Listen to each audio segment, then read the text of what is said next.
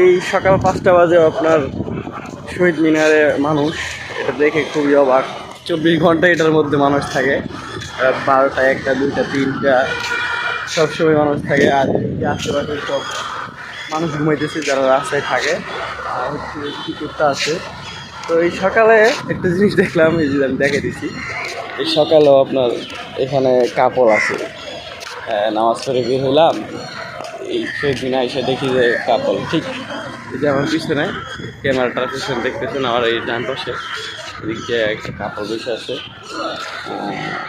আর ওই উপরে কিছু ছেলেপেলেরা ছবি তুলতেছে, ভিডিও করতেছে। তো এই যে প্রচুর পরিমাণ কাক, আর এই যে কাপড় প্রচুর, আর এই যে কত ছেলেরা ঘুমাইতেছে।